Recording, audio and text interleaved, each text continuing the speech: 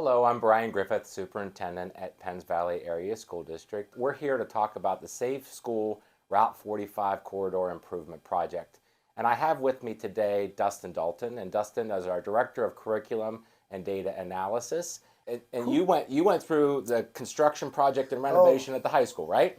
yes, I did. When Okay. this was all boarded up right here in the front. At that point, we had talked about redoing the parking lots and everything, especially after the construction vehicles were here.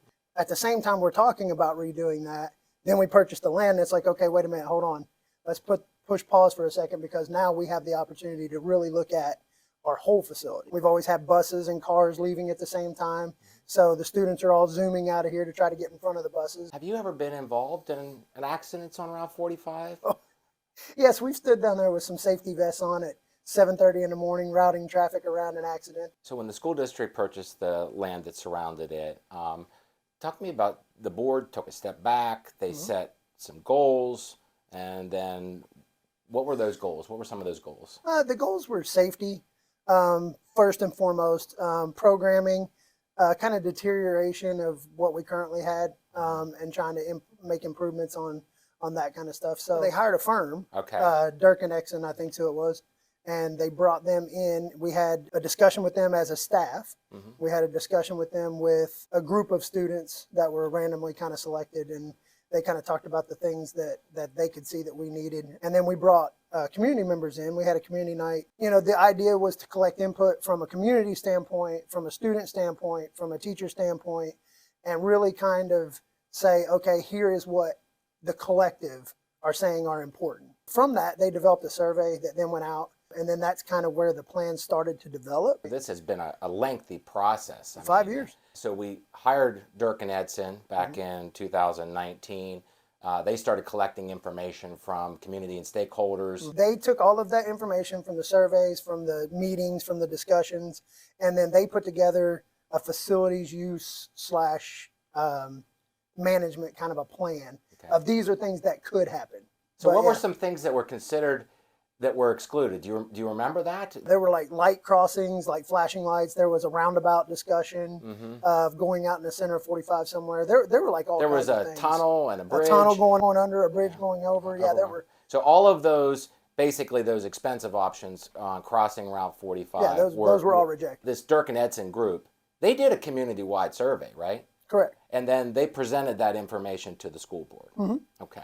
One of the things that always frustrates me is when I see municipalities put in a beautiful road, and then 2 weeks later they come in and dig a hole in the new road, right? Right. So I think some of that is about planning. And so they have experience in doing these types of projects, right? Yeah.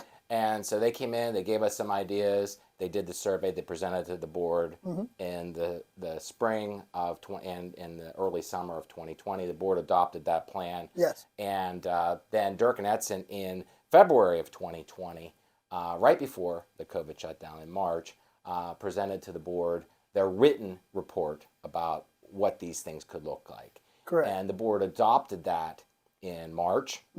And then sometime in the spring of that next year, they said, hey, go out there and get a firm to improve the safety corridor project. So Correct. the Route 45 crossing, the parking, and they threw in the restrooms at the athletic field, hoping that could happen. Correct. I think we've gone out to bid on that one a couple of times, and it's been astronomical to put.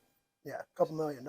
So the board has not authorized that. We're going to talk about the scope of the project, but really what I wanted to focus on with you was really from the high school renovation project up until the end of Durkin Edson's work, which is the master planning process. And that master plan, it's on our website. So if folks want to see that master plan and look out 30 to 50 years, doesn't mean it's going to happen. But if they see something on there that they want to see happen, then let us know. Right. And Absolutely. the board will try to find a way to support it. So, Mr. Dalton, this is the first of a two-part video on the history of the development of this project. Okay. And this has really been focused on Durkin Edson. So we're going to have another guest speaker with us here for part number 2. And so I want to thank you for our time today. Thanks for answering the questions. Hopefully this has been informative to folks out there. And so I want to thank you for Sure. always making it a great day to be a Ram. Absolutely.